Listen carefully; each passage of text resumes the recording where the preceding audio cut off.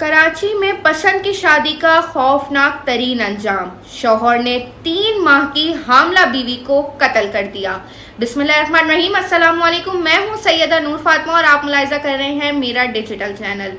नाजरीन, कराची में एक और पुरअसरार सा मामला सामने आया जिसमें शौहर ने बीवी का क्यों इतना बेदर्दी से कत्ल किया और पसंद की शादी का इतना खौफनाक तरीन अंजाम क्यों हुआ। ये सारी चीज़ें हम इस व्लॉग में डिस्कस करेंगे। सबसे पहले मैं बताऊं कि जो लाइबा है जिसका कत्ल हुआ है उसके शौहर का नाम अब्दुल्ला बताया जा रहा है और इन दोनों की शादी 22 जून 2024 को यानी 4 माह पहले हुई थी। वालिद के बकौल जब शादी हुई जब से अब तक जो है वो इन दोनों के दरमियान आपसी ताल्लुकात जो थे वो इतने खुशगवार नहीं थे। आए दिन इनका जो है आपस में झगड़ा होता था। कभी लाइबा घर आ जाती थी तो कभी वालिद साहब को घर बुलाया जाता था कि आपकी बेटी फला मौजू पे लड़ रही है या इस मौजू पे ये बहस है। वल्लाहु आलम बिस्सवाब के क्या मामला थे ये तो उनके घर वाले ही बेहतर जानते हैं, लेकिन जो हमें मकतूल के वालिद साहब से पता चला है वो यही पता चला है कि उनकी बेटी जो है वो उस घर में बिल्कुल भी खुश नहीं थी। उन पे जुल्म ज़बरदस्ती होती थी।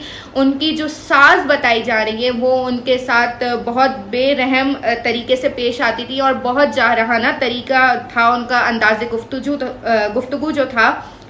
खैर, वाकया कुछ इस तरीके का सामने आता है कि जब 17 तारीख को लाइबा के वालिद साहब को कॉल की जाती है कि लाइबा के वालिद को कुछ इस तरीके की कॉल जाती है कि आपकी बेटी को हम छोड़ देंगे या आपकी बेटी को घर बिठा देंगे, तो लाइबा भी परेशान हो जाती है, लाइबा के वालिद साहब भी परेशान हो जाते हैं, जिसमें लाइबा के वालिद और लाइबा की माँ उसे सोच समझ के जो है वो घर पे रहने का मशवरा देती हैं और कहती हैं कि बेटा कोई बात नहीं, जैसे हमारे रिवायती माँ बाप होते हैं कि बेटा कोई बात नहीं, बर्दाश्त करो। वो ये नहीं देखते कि बर्दाश्त का पैमाना कितना लबरेज हो रहा है, सब्र का पैमाना खत्म हो रहा है, लेकिन वो कहते हैं कि बर्दाश्त करो, जैसे गुजर रही है गुजारो। हमारे जो रिवायती माँ बाप हैं। खैर, जब 17 तारीख को कॉल जाती है धमकी भरी, तो 18 तारीख को लाइबा के ससुर की कॉल जाती है शाम के वक्त के लाइबा को छुरी लग गई है और वो फला अस्पताल में मौजूद है।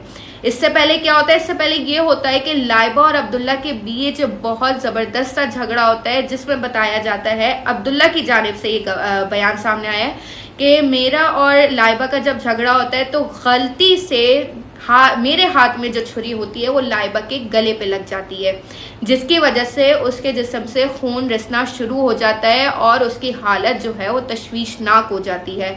इसी क्या कहते हैं कैफियत में हम लाइबा को अस्पताल जब लेके जाते हैं, शमसी अस्पताल का नाम बताया है उन्होंने। जब हम शमसी अस्पताल लेके जाते हैं तो वो लाइबा को लेने से साफ मना कर देते हैं कि ये हमारा केस नहीं है, आप किसी और अस्पताल में लेके जाएं। जब वो दूसरे अस्पताल जाते हैं, किसी गवर्नमेंट अस्पताल जाते हैं, मैं नाम नहीं लूंगी, लेकिन जब वहां जाते हैं तो पता चलता है डॉक्टर साहब ये फरमाते हैं कि लाइबा दम तोड़ चुकी हैं। जी हाँ, बिल्कुल, यानी लाइबा जो है वो रास्ते में ही दम तोड़ गई थी बकौल डॉक्टर के।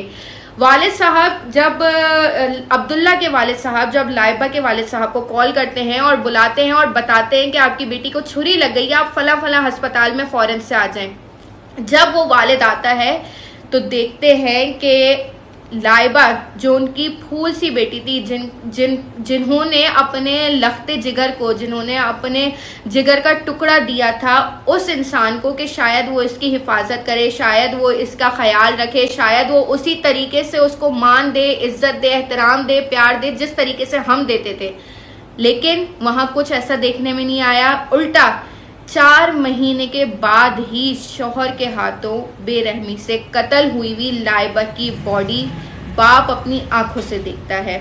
उस बाप पे क्या गुजरती है ये मैं और आप तो सोच भी नहीं सकते कि जिसने अपने जिगर का गोशा दूसरे के हवाले किया होता है उस बाप पे क्या गुजरेगी, ये मेरी और आपकी समझ से ही बाहर है।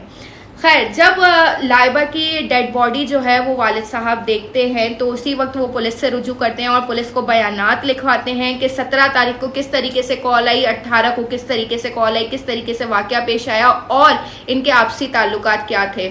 पुलिस जो है वो कत्ल की दफात के तहत जो है वो अब्दुल्ला को हिरासत में ले लेती है और साथ ही साथ इन्वेस्टिगेशन अपनी जारी रखती है।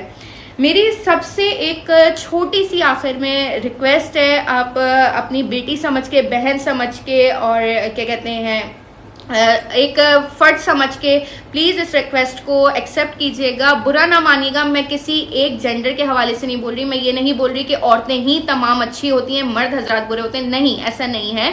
मर्द हजरात भी जो हैं वो बहुत काबिल इज्जत होते हैं और ऐसा नहीं है कि सिर्फ औरतें ही अच्छी होती हैं, मर्द भी अच्छे होते हैं। वहाँ कुछ बाज जगह ऐसी होती हैं जहाँ पे औरतें गलत होती हैं।